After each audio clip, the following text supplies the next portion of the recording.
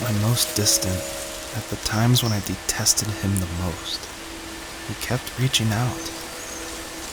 For a year straight, he asked me every week when we were going camping.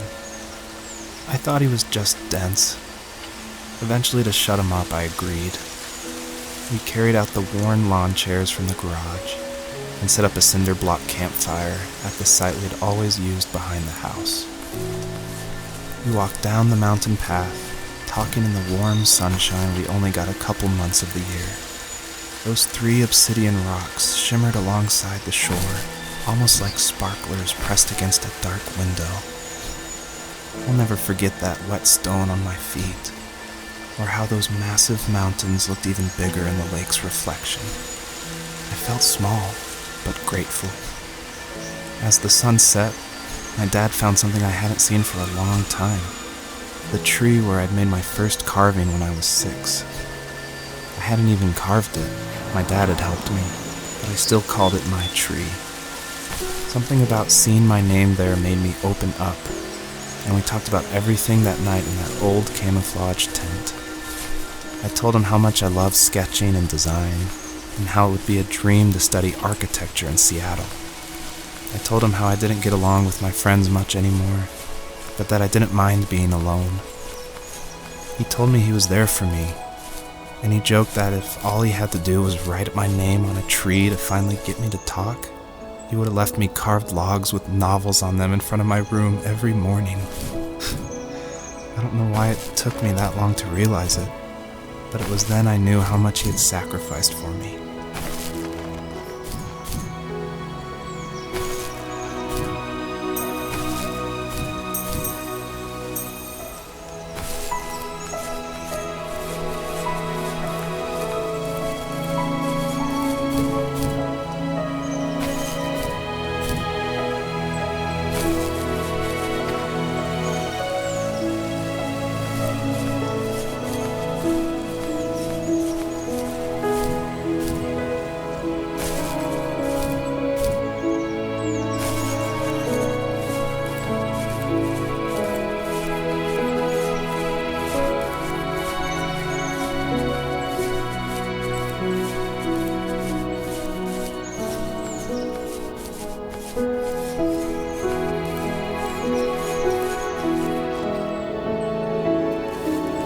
Property, there were old abandoned pieces of a shed and car long left unused. I used to ask him all the time who those people were that left all this junk, and I'm sure he got so tired of hearing it that he made up some elaborate stories how a brown bear ate them and haunted the woods afterwards. What's funny is I think it made those people seem more real, growing up thinking they were still hanging out like they couldn't say goodbye. I used to tell my friends how I could swear I saw spirits move near the water, and that always freaked them out.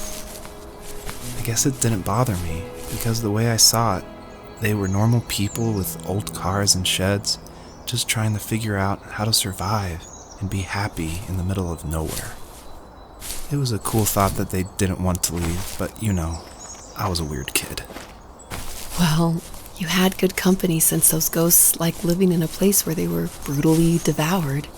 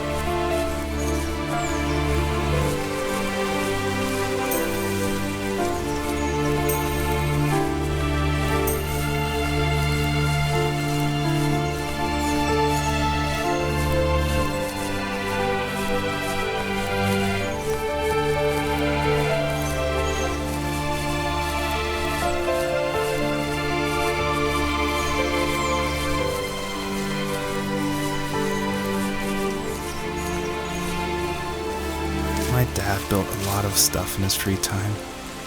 If he wasn't watching fly fishing or reading Tom Clancy novels, he was carving something. He made tons of birdhouses. Not that he was into bird watching, but I think he really missed working and adding on to the home. If he couldn't afford the time to build onto our own house, he would have to settle with watching birds move into their little homes. We kept an old mattress in the bed of that ugly yellow truck, so we would drive it deep into the woods and then watch the birds fly into their houses while the sun set. Usually it was accompanied by venison jerky or a cold Coke, but not a lot of talking, which is how we both liked it.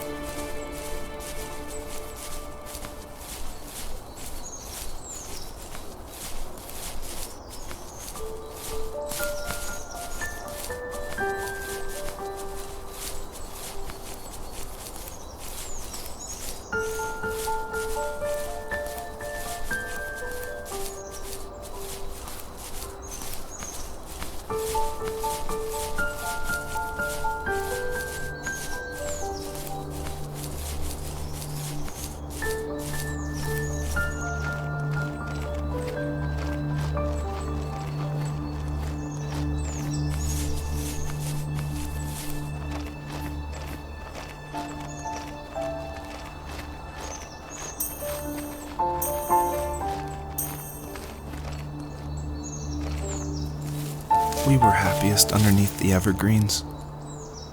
We decided it was time to finally map out the hundreds of acres we lived on just to pass the time during the summer. He was only free in the evenings, so I would spend the day wasting time on dial-up internet and sketching, and then we would rush into the woods, pen and map in hand, before evening fell. Sometimes, the aurora borealis would cast a cold green glow on the mountainside, and we would finish our route underneath a twilight sky. Sometimes I was lonely during those summer days, but there was comfort in the routine. A lot of teenagers aren't looking for the daily grind, though. There's nothing wrong with wanting to get out, to leave your childhood home. You wanted to progress, to make something of yourself. Yeah, you're right. That house. I'm sure it's the same as how I left it. But then why does it feel so different? I doubt you're the only adult to have looked back and asked that question.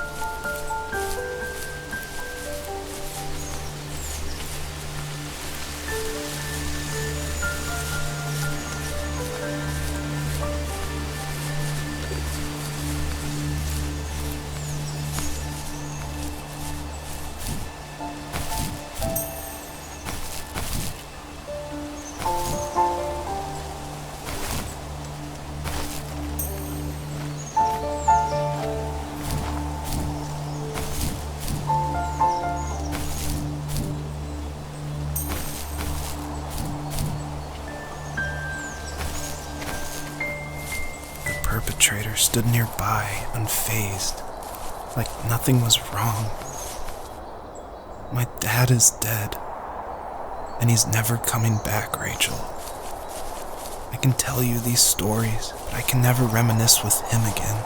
He can never hold a grandchild that we'll probably never be able to have. I can never talk to him again, and I'll never be able to say I'm sorry for everything.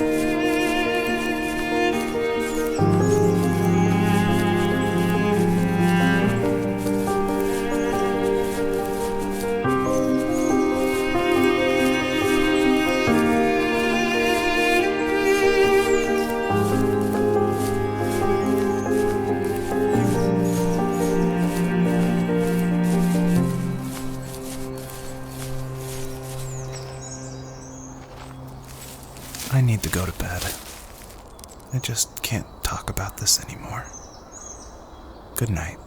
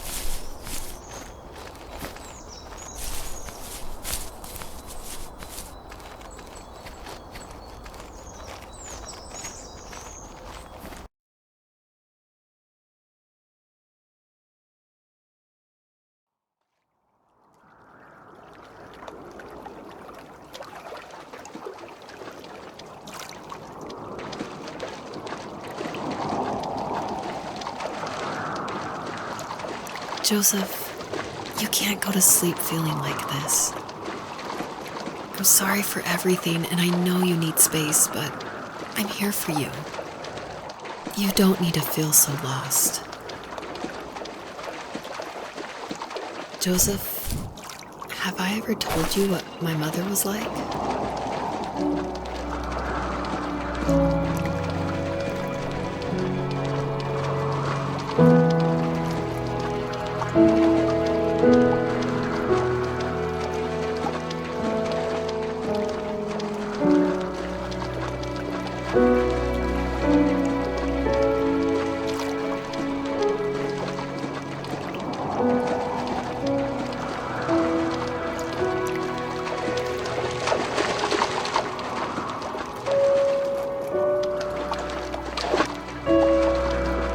You know what it's like not to have a mom at home.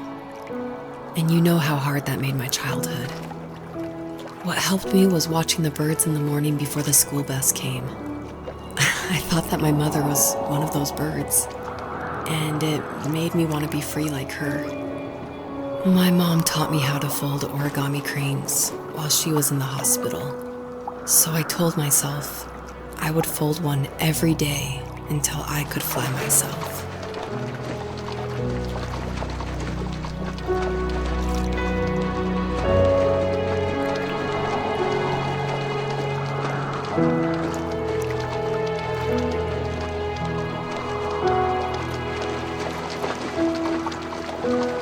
I think we both have always loved animals, and for me that love started with a dog.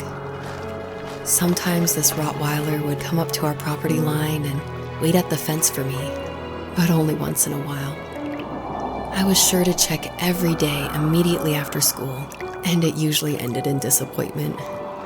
I would even steal money from my passed out dad just so I could buy these off-brand dog biscuits.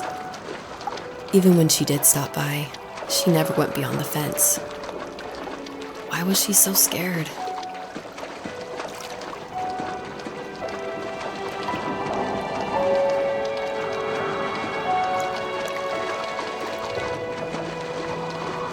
I think my dad was the opposite of your dad in almost every way, except he was in the military as well.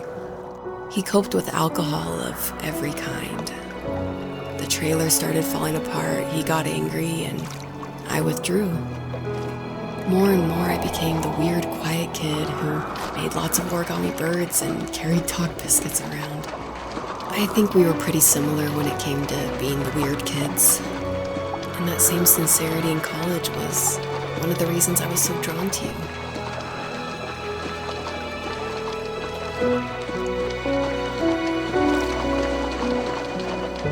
Life got worse and worse, and at one point, I really didn't think I could survive another day with my soul still intact. I had no real friends, let alone neighbors, since we lived in the middle of nowhere. I should have talked to my teacher, but I was scared what he would do if he found out.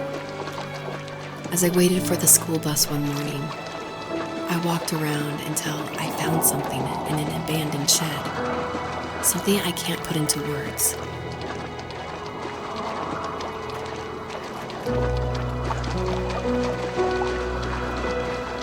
I summoned courage I didn't know I had, and I broke into my dad's room and found the key to the shed where he had locked my bike.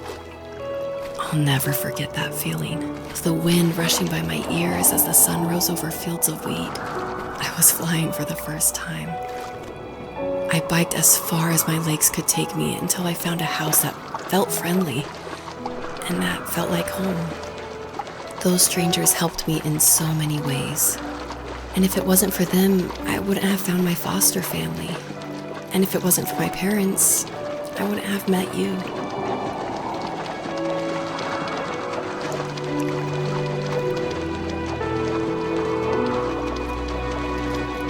You have strength, Joseph, and you're not as alone as you think.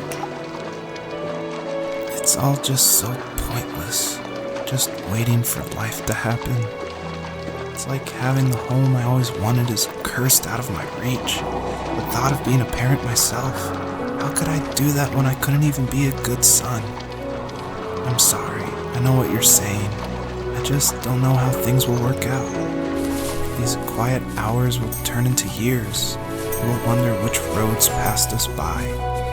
Then we'll forge a new road together. Besides, I discovered for myself that one fateful morning where any hopeful road leads to. There may be thorns and mist, but it always leads to the same thing. And what's that? Family. I'm so glad that you're part of my family, Rachel. And I'm glad you're part of mine.